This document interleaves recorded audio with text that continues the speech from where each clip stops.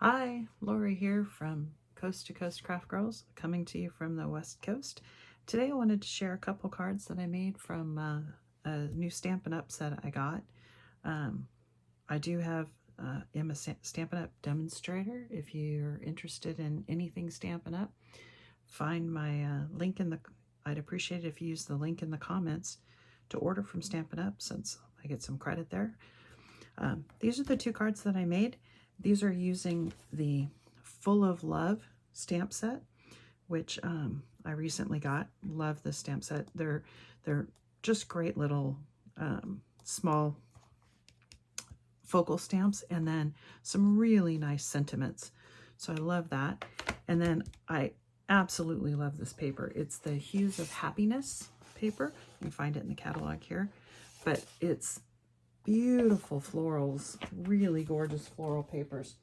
So fun to use and really to highlight on these cards. As you can see, the floral stamps just make those floral papers just pop off there. Love them. So anyway, I'm going to show you fairly simple to do.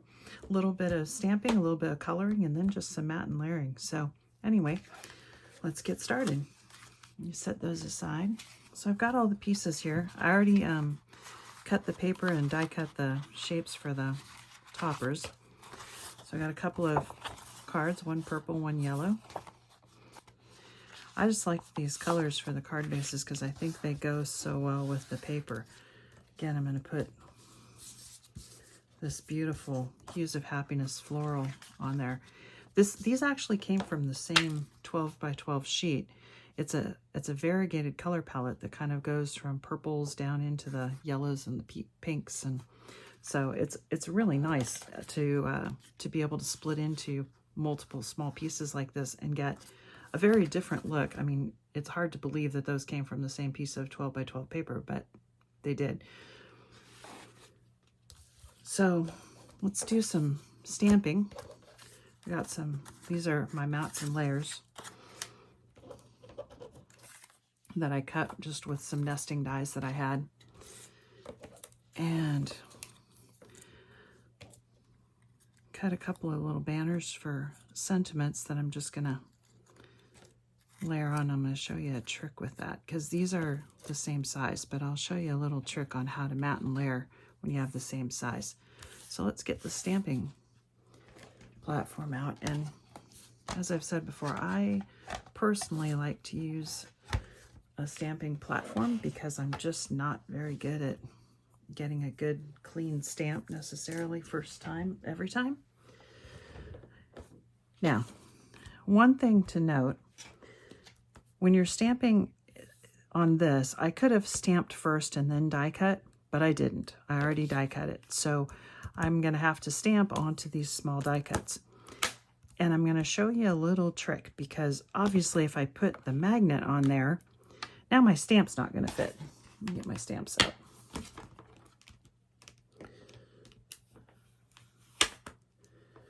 So, because see, that stamp's going to go on there. It's going to fill that up. I can't put a magnet on there. And same with the other one. If I can get it here.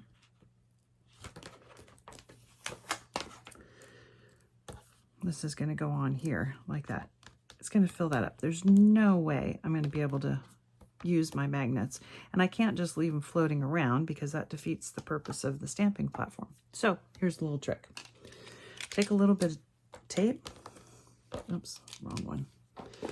I use the dotty tape, but a little bit of tape, and just kind of tape it down.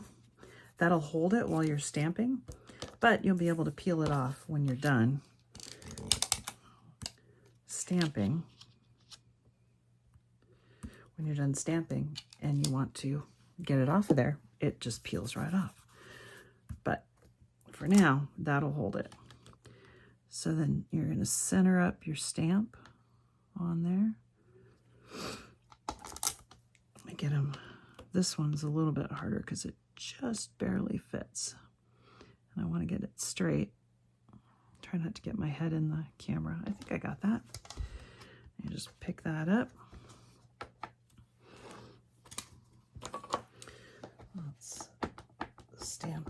let's see how well I do. The last time I said I used my stamping platform because I don't do a good job of getting a good image the first time.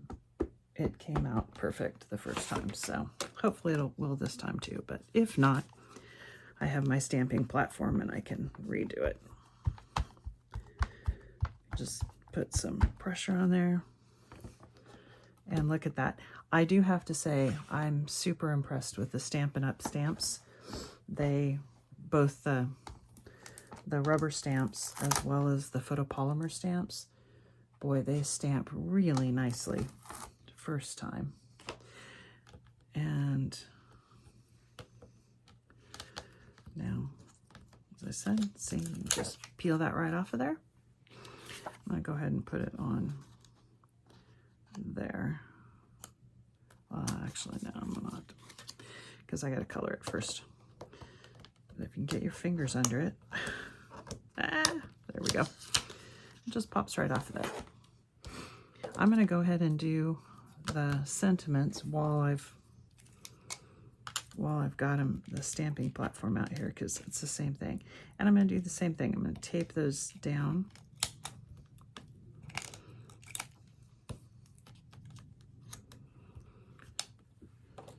And I'm just going to go ahead and put them both on there at the same time, even though I use the same sentiment, but I can move it.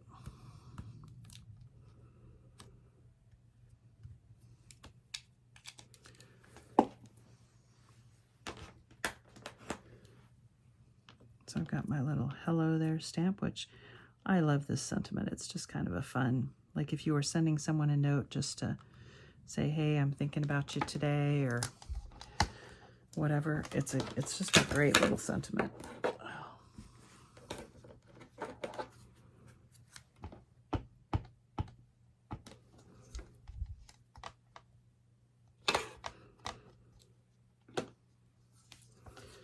There's one. And anytime you saw me wipe that off, anytime you're going to put it over, make sure you wipe that extra ink off, because otherwise, while you're sitting it down trying to put it in the right place, if it has any little bit of ink on there, it's going to smear, and you're going to have like a little ghost of the old ink on there before you can get it in the place. Because see, I don't know if you can see right here, I can actually see a little bit of ghosting from where I pushed down to pick up the stamp. There must have still been just a tiny little bit of ink on there, and it picked it up onto that white. So make sure that if you're repositioning them, that you clean those stamps off. And then you always want to clean them before you put them away. Okay, so that's all my stamping. Let me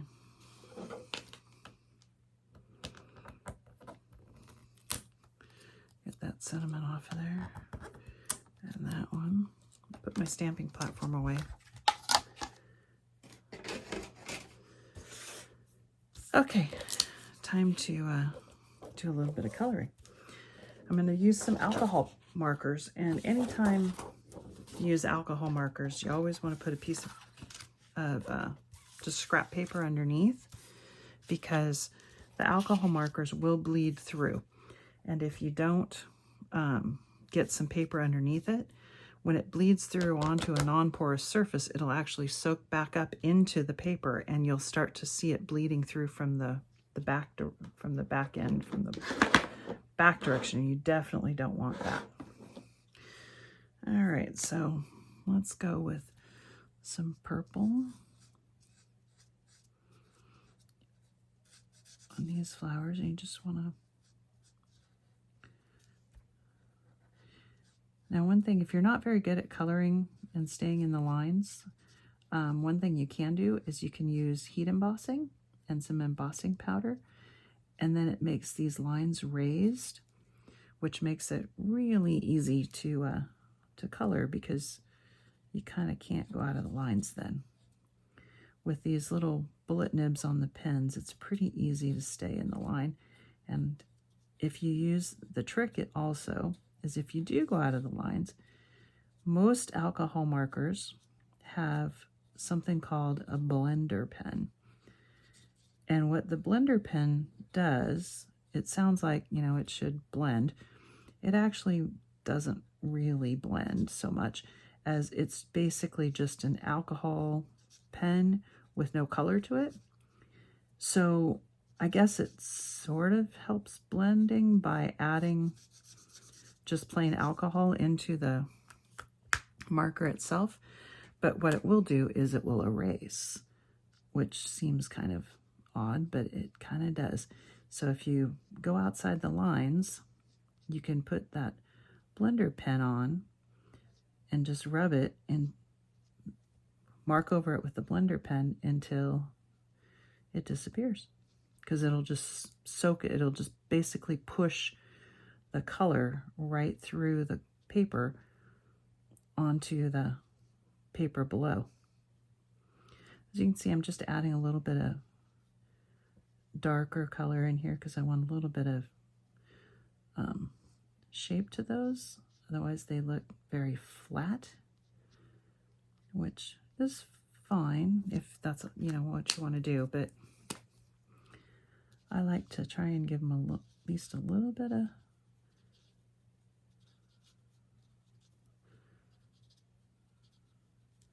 bit more realistic looking by giving them some color and some variation.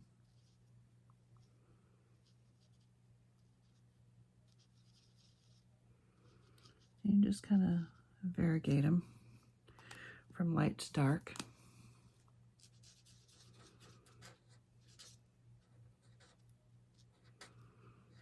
And if you start with the light and then put a little bit of dark in, and then kind of go over the edge of the dark to the light with the lighter color again, it'll just create a nice varied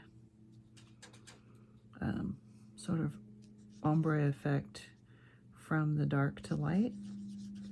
And then as the alcohol dries, you'll start to see that you get the color variation.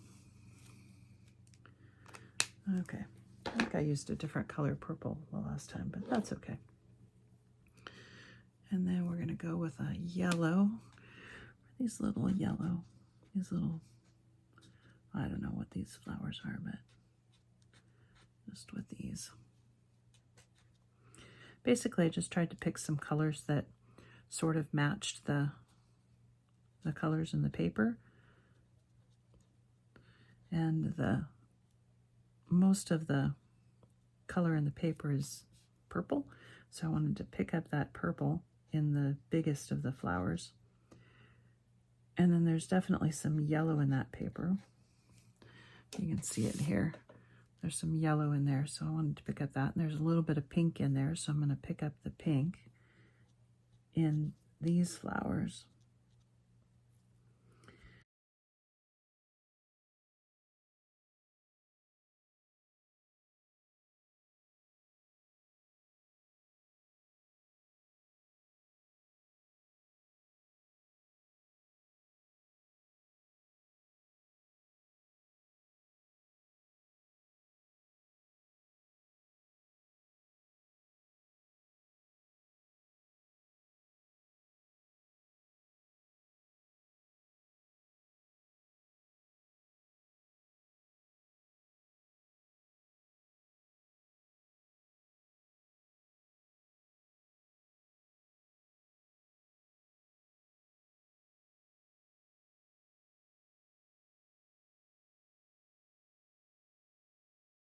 Fun to color. So now on this one, a lot of times with stamps you can see that there's like little helper lines. Like, see, these have little lines down here, and oftentimes if you want to put in shading and highlighting, that's the place to put it, right where those lines are.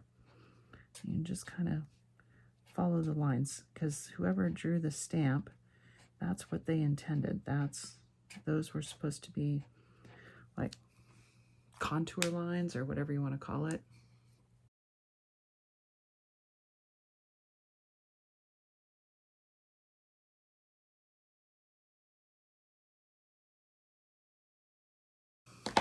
Now let me show you a little trick that I like to do. This is just a very, very light gray, see? And I like to just kind of go around the edge of the stamp. And it looks pretty weird at first. But as that alcohol evaporates, you'll see the gray really just kind of fade. And what it does is it just kind of helps the stamped image look like it's got a little bit of a drop shadow or something. So it helps it pop off the page a little bit more. At least I think it does. And you just want to put just a little bit kind of around the outside edges, right up against the color. I learned this trick from watching someone else coloring it. I liked it, so.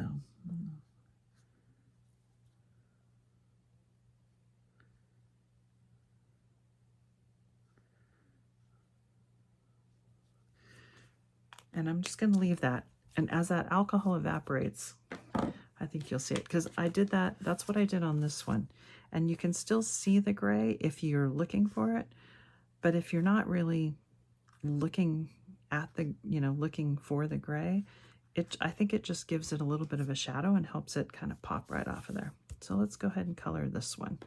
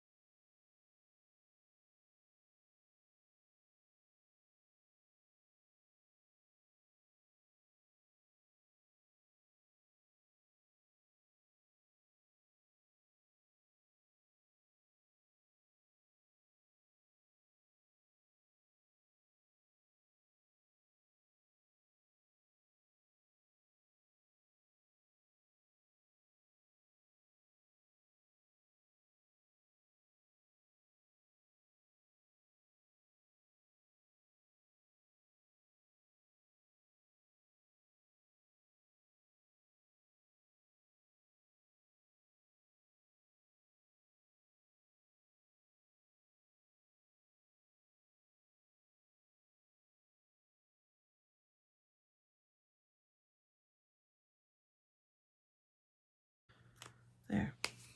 Now you can see this one, the alcohol is evaporated and that gray is faded a lot. Now if you don't like it, don't do that. That's fine. You don't have to, but I just like to do it because I think it helps it a little bit. Now we're going to go put this together. Get that one off to the side. Let's work on the purple first. Okay, just need a little bit of adhesive. And I know I've said this before, but I do like the wet glue. It's almost a shame to cover up that pretty paper, isn't it?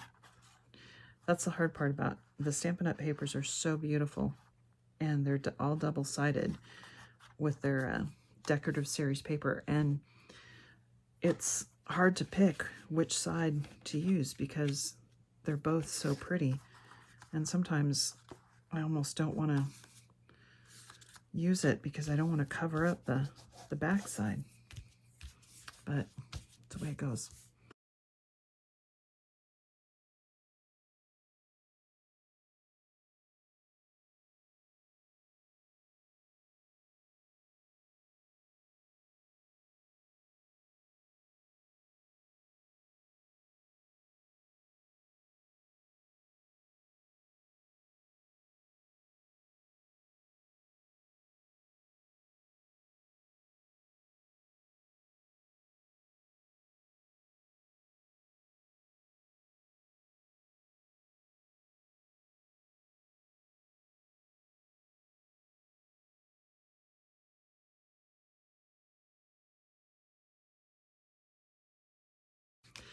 Okay, now let me show you the trick that I have to mat these. So because these are exactly the same size, you can't mat them. Like if you mat them, the purple doesn't show, right? And I want some of that purple to show. So, and since the die that I have is, I just have the one size, like I don't have a matte and layer die that, you know, is slightly bigger than that. So here's what you do. You take your scissors and you literally cut this right down the middle. Okay? Just like that. Now, you can mat and layer. This time I'm going to have to use my little fine tip tacky glue. So you take this one, put a little bit of glue on there.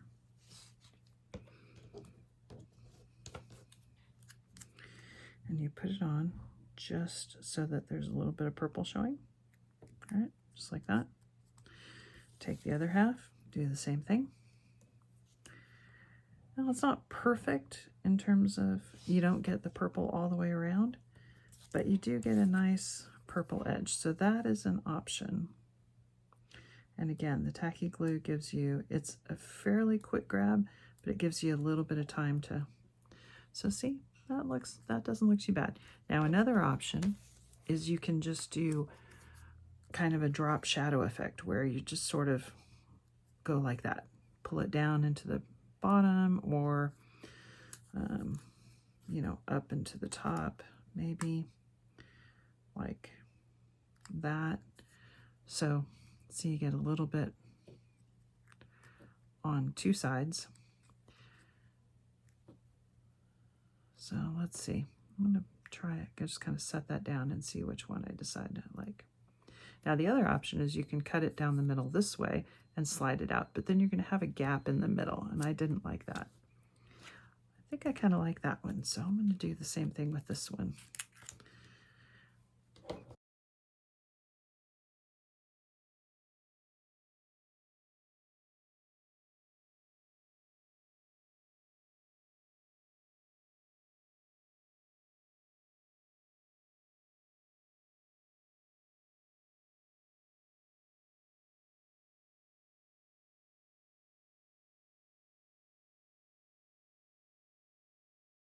Cards, the first cards I made here, see, I just stamped it onto a piece of card and onto a little rectangle, so it was super easy to cut them out and layer. But I wanted to try these because I thought that looked kind of like the way that looked.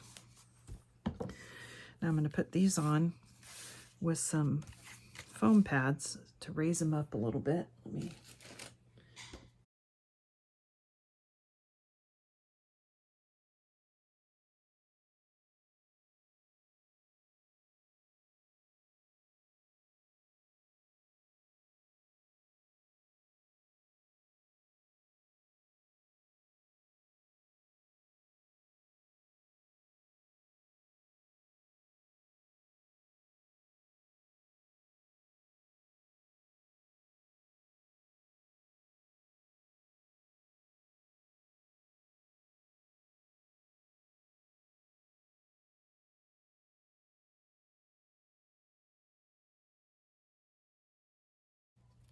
As I always do when I use foam pads,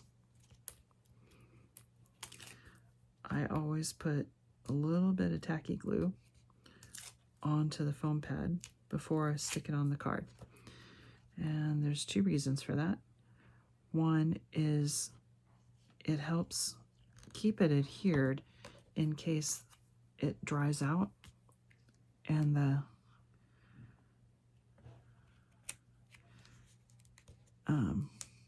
and it gives you a little bit of wiggle room to get it straight in there before you commit it. You just push it down and commit it on there. So let me get this one, the sentiment on, and then I'll do the other one, and then we'll be done. As you saw, pretty simple cards. Really nice to, you can put any sentiment you want on it. Loved these stamps, just thought they were really, really sweet floral stamps, and really I wanted to just highlight that paper because that paper is just, that Hues of Happiness paper is so pretty. It's just...